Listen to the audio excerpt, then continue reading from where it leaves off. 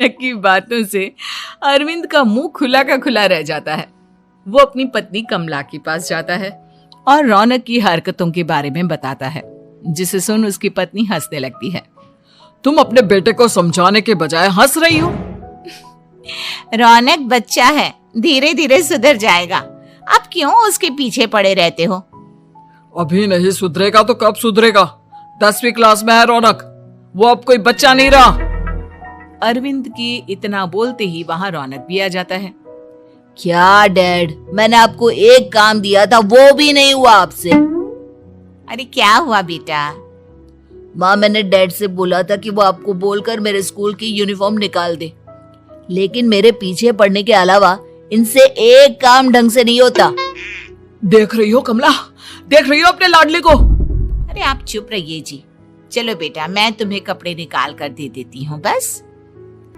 ऐसे ही साल पर साल बीतते जाते हैं, लेकिन रौनक के रवैये में कोई बदलाव नहीं आता। वो पहले से भी ज्यादा आलसी और पूरी तरह अपने माता पिता पर निर्भर हो जाता है। 2 साल बाद पता नहीं कहाँ गायब रहता है पूरे दिन। अब तक तो आ जाना चाहिए था। अरे आप इतनी फिक्र क्यों कर रहे हैं उसकी? दोस्तों के साथ खेल रहा होगा, आ जाएगा अभी। ये कोई टाइम है खेलने का? 10 बजने वाले हैं, इतनी रात में कौन खेलता है? कमला कुछ कहती उससे पहले ही रौनक वहां आ जाता है। मम्मी, जल्दी से खाना लगा दो, बहुत भूख लग रही है। तुम्हें तब तक खाना नहीं मिलेगा जब तक तुम बता नहीं देते कि इतनी रात गए कहां से आ रहे हो। ओ प्लीज डैड, अब आप एसी पे प्रद्युमन बनकर मेरे सर पर बंदूक लेकर मत बैठ जाना।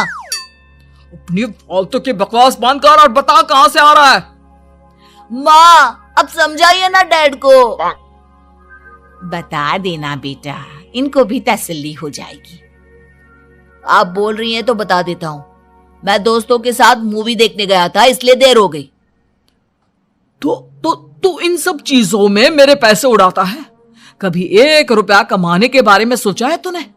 जब देखो हवा की तरह पैसे उड़ाता रहता है। माँ, अब आप इन्हें चुप करा दीजिए, वरना ना मुझे गुस्सा आ जाएगा।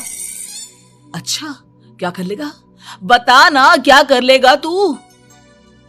वैसे बात तो ठीक ही है, मैं कर ही क्या सकता हूँ। पैसे तो फिर भी मैं आपसे ही मांगूंगा ना। चलिए अब ये सब बात छोड़िए और मम्मी, मेरे लिए खाना लगा दीजिए। अभी लगा देती हूँ बेटा। मैं बता रहा हूँ कमला, एक दिन ये ऐसे ही बिगड़ जाएगा। उफ़ो, आप क्यों इतना पीछे पड़े रहते हो मेरे बच्चे के? बात की बाद में देखेंगे, अभी आप शांति से उसे खाना खाने देंगे। अगले दिन। डैडी, मुझे 10,000 रुपए चाहिए। हाँ? अब इतने पैसे क्यों चाहिए तुझे? डैड, आप बिना सवाल किए कभी पैसे नहीं दे सकते क्या? जब तक तू बताएगा नहीं, तुझे पैसे भी नहीं मिलेंगे। अरे, अब आप अपने बेटे को पैसे भी नहीं दे सकते? नालायक, तेरी उम्र के लोग नौकरी करते हैं और एक तू है जो नौकरी करने का नाम ही नहीं लेता कभी। आप लोगों के होते हुए भला मैं नौकरी क्यों करूं? अरे हम कब तक पैसे देंगे तुझे? तुझे भी तो अपने पैरों पर खड़ा होना होगा ना। कौन सा उधार के पैरों पर खड़ा हूं? अपने ही तो पैरों पर खड़ा हूं मैं। इसी तरह रौनक दिन प्रतिदिन लापरवाह होता जाता है।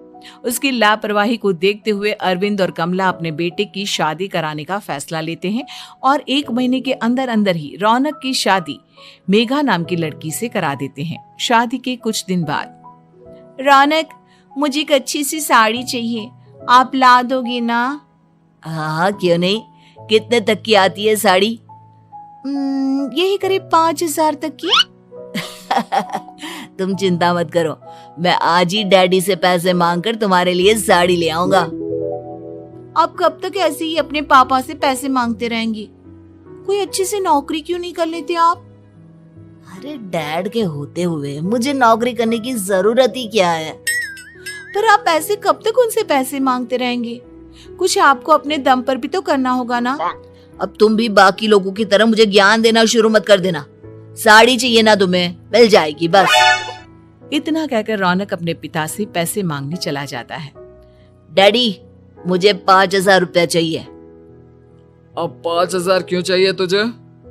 वो मेघा को साड़ी चाहिए थी। अरविंद आगे बिना कुछ कहे चुपचाप उसे पैसे निकाल कर दे देता है। कुछ दिन बाद तुम्हें नहीं लगता कमला, रौनक हम पर पहले से भी ज्यादा डिपेंड हो गया है? मुझे तो अब उसके भविष्य की चिंता होने लगी है। कल को हमें कुछ हो गया तो वो क्या करेगा? काश तुमने पहले ये सोच लिया होता तो आज हमारा बेटा इतना लापरवाह नहीं होता।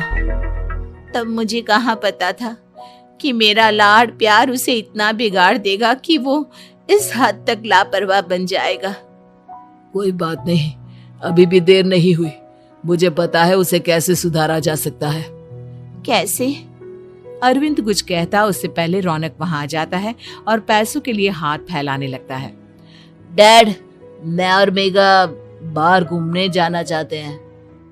अरे वाह, ये आज सूरज कहाँ से निकला है? Dad please. अच्छा चलो अब मुद्दे की बात करो। मुझे अब 25,000 चाहिए। अब तुम्हें 1 रुपया भी नहीं मिलने वाला। अगर तुम्हें पैसों की इतनी ही जरूरत है तो कोई ढंग की नौकरी कर लो। मम्मी आप कुछ कहिए ना डैड को। बेटा वो गलत क्या बोल रहे हैं? ये सब हम तेरे भले के लिए ही तो कर रहे हैं। मम्मा मैंने बताया ना आपको, मुझे नहीं करनी कोई जॉब वॉब। तो ठीक है, निकल जाओ हमारे घर से। तुम्हारे जैसे लोगों के लिए मैंने ये घर खड़ा नहीं किया है। जितना ये घर आपका है ना उतना ही मेरा भी है। मैं कहीं नहीं जाने वाला। जाना तो पड़ेगा ही तुझे, क्योंकि अब मैं तेरा कोई भी खर्चा नहीं उठाने वाला। ठीक है, मत उठाइए मेरा खर्चा, मैं अपने दम पर भी जी सकता हूँ। तो बेशर्मों की तरह अब तक यहाँ क्यों खड़ा है? अपना सामान ले और निकल जाए यहाँ से। रौनक पैर पटकते हुए वहां से चला जाता है। घर से निकालना जरूरी है क्या उसे? बिना पैसों के कौन रखेगा उसे किराए पर?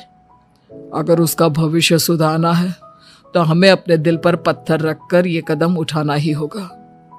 दोनों बात कर रहे होते हैं कि रौनक अपनी पत्नी के साथ एक बड़ा सा बैग लेकर घर से निकल जाता है, लेकिन घर से बाहर उसे कोई भी मुफ्त में अपने घर किराए पर नहीं रखता।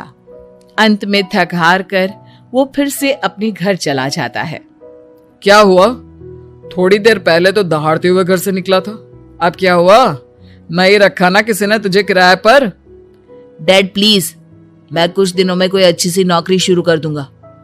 आप तब तक तो हमें रख लीजिए प्लीज। सुबह से रात हो चुकी है लेकिन कोई हमें रखने को राजी नहीं है। अब आप ही बताइए, इतनी रात को मैं मेघा को लेकर कहाँ जाऊंगा?